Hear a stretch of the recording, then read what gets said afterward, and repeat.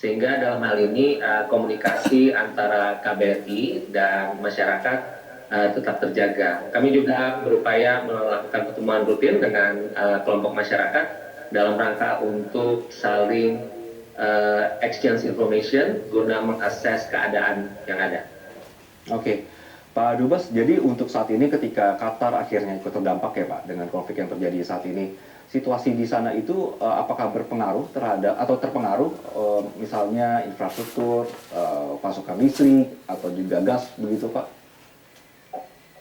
Sejauh ini semua fasilitas publik, saluran gas, internet, telepon, kebutuhan sehari-hari semuanya terjaga dengan baik dan terpenuhi. Saya kira ini merupakan bagian dari komitmen pemerintah Qatar untuk bisa tetap mencukupi semua penduduknya dalam keadaan yang seperti ini.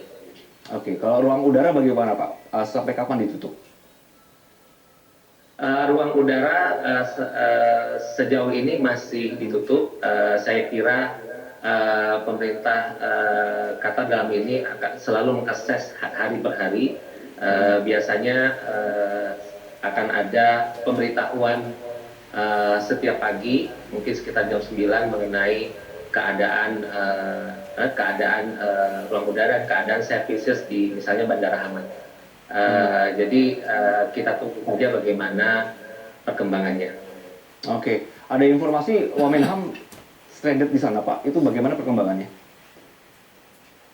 Pak Wamenhan sehat dan melakukan tugas-tugasnya secara reguler.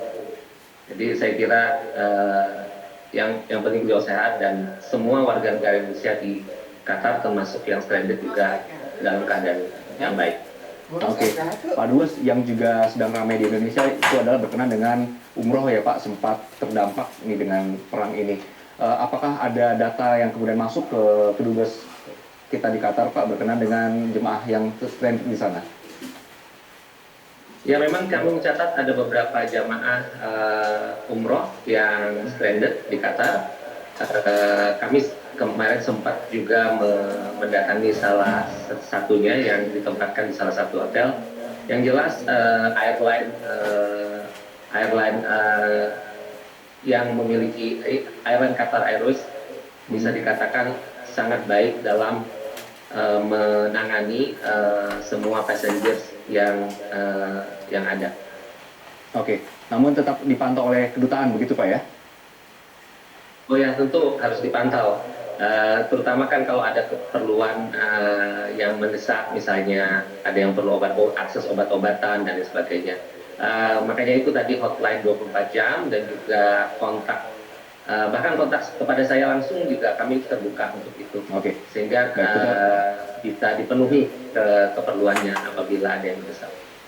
Baik, Duta Besar Republik Indonesia untuk Qatar, Syahda Guru Langkah Samudra. Terima kasih Pak atas informasinya dan juga waktunya di Metro Siang. Selamat siang. Kami akan kembali dengan informasi lain pemirsa. 2 kapal milik Pertamina yang menyangkut minyak terjebak di Selat Hormuz. Usai jeda.